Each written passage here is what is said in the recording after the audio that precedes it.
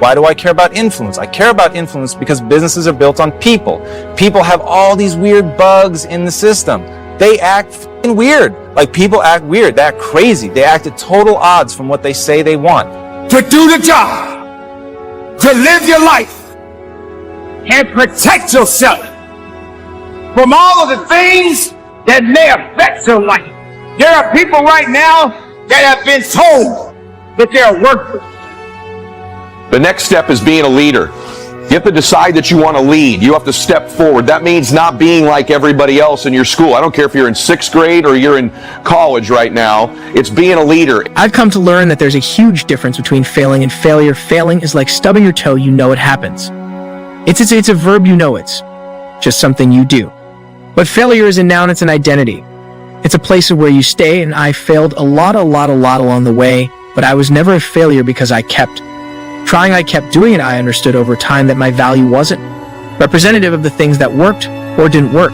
It's really bizarre. And one of the things, it's bizarre until you really get into the psychology of why it is. Once you understand why it is, then you can have some influence over it. So that really is the thing nobody talks about. And I'm always weirded out how nobody talks about emotion. Nobody wants to connect. Brene Brown talks about vulnerability. If you don't know Brene Brown, look her up.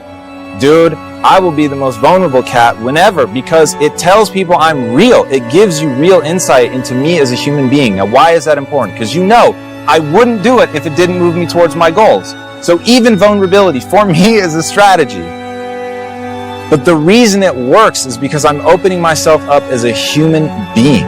Connection regrets are, if only I'd reached out. And these are regrets about relationships, where you have a relationship, or you should have had a relationship, and it comes apart, usually through drifts, and you want to reach out, but you don't because you think it's going to be awkward and the other side's not going to care, so it drifts out even more, and then in some cases it ends up being too late. And so these 4 regrets, to me, reveal what makes life worth living. What do we want out of life?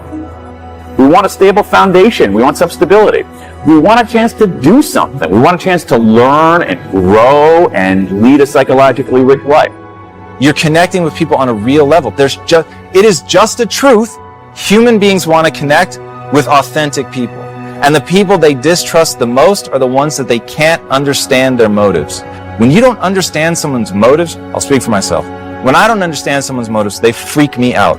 I can feel them trying to move me around the chessboard, and I don't know why. I don't mind when I feel someone moving me around the chessboard when I know why they're doing it, because then I can decide if I want to move or not. But if I don't know why, there's just that resistance to being moved, the unknown, the unease that causes. So once I fully accepted that I was dealing with humans, that they didn't want to feel me moving them around the chessboard, that they would respond if I opened myself up to them, they would open themselves up to me, that they would open themselves up to each other, that we could really get some teamwork and some cohesion. If I hired for compassion, which is it just works in human societies. Humans are a social animal. We want to do the right thing. I'm convinced that most of us want to do the right thing. And what else do we want? We want love. We want connection to other people. And that's what makes life worth living. In a weird way, regret also taught me about what makes a good life, because I had collected 16,000 regrets from people in 105 countries. And when they told me their regret, in a sense, they were also telling me about what made life worth living. How do I turn that? Like, how do I take something that feels like it hurts and turn it into progress? This is important. In some ways, it's central. Regret hurts.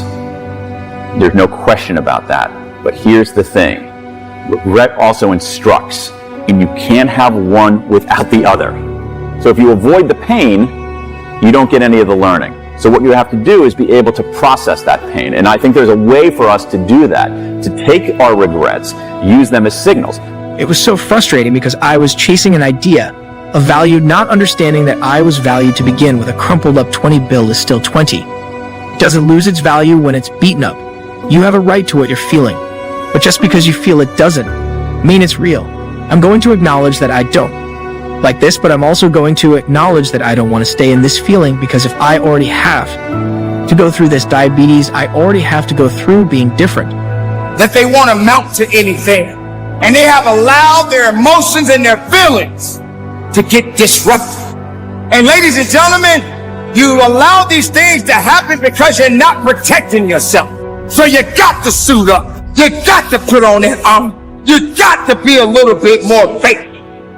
You have to understand that there is a purpose behind the purpose. And there is a greater power than you and I. It's not being one of the guys. It's not being part of the pack. It's being different than other people. It's thinking different than other people. It's learning early in life that other people's approval, your friends, your buddies liking everything you do and believing in everything you do is not going to get you where you want in life. It's being a leader. It's being a visionary. It's being unique. It's stepping out. And when you're young, you're going to take criticism for it. You're going to take flack for being different, for not going with the flow, for not drinking with everybody or smoking weed with everybody. Stay away from those things when you're young. Stay away from them when you're old if you can. These are not the practices of people that win. Let everybody else smoke and do drugs and smoke weed and get in trouble and go down that path, and you lead. You step out, you be different, you be extraordinary, and you be proud of the fact that you're different. I already have to go through feeling like a monster. I don't have to beat myself up in my own head. If you get a flat tire on the side of the road, you don't set your car on fire. You deal with the flat tire, but that's what I felt like I was doing, and a lot of people set the car on fire instead of addressing the main issue. They'd build upon it and make it worse. How can I become more than what's happened to me? How can I become more than the circumstance that I hate? But how can I not let the hate towards the circumstance? No matter how you look at things, you can't do it alone. But you better put on that armor. Don't glorify yourself, because you're only passing through. Suit up that armor and be about your business, because that's what we have to do. Don't take your life for granted. Don't feel that you cannot be touched, because you must know, keep that armor on, carry on, and live strong. And from the bottom of my heart, keep the faith, look up, and conduct your business. The question is, why do we fall? The next thing is you got to work on your self-confidence, right? You got to become more confident. You know, when you're listening, this is something you don't have enough of. Self-confidence is the process, listen to me, of keeping the promises that you make to yourself. When you begin to make a promise, I'm going to get up at a certain time, or I'm going to clean my room, I'm going to get a certain grade, I'm going to study, I'm going to do something, deliver on the promise you make to yourself. Not what you promise your parents or you promise your friends, what you promise you. When you begin to stack what you promise yourself and you deliver on it, you begin to build a reputation with yourself that you can trust you, and that will serve you the rest of your life when you trust and you like you. That's self-confidence. Keep the promises you make to yourself. The next part is start to work on your self-worth, your identity, which is different than just your confidence. Self-worth means I deserve this. I'm worth this. And that comes from doing the hard work. That comes from being unique. It comes from noticing it when you're a leader, noticing it when you do things other people don't do, noticing it when you turn away from bullying somebody and you're the kind one, or you interrupt someone who's bullying and you stop it. I can't control me. You know, sometimes we get addicted to this, like making everything beautiful, making everything like amazing, and sometimes we have to be real. Some situations do suck, they do, and we have to allow them to suck and not invalidate the fact that it does suck. My job is to not let my mind take over. And that's when I win and when I lose and everything in between. You have a choice between what you think and what you do, and that choice is everything is everything.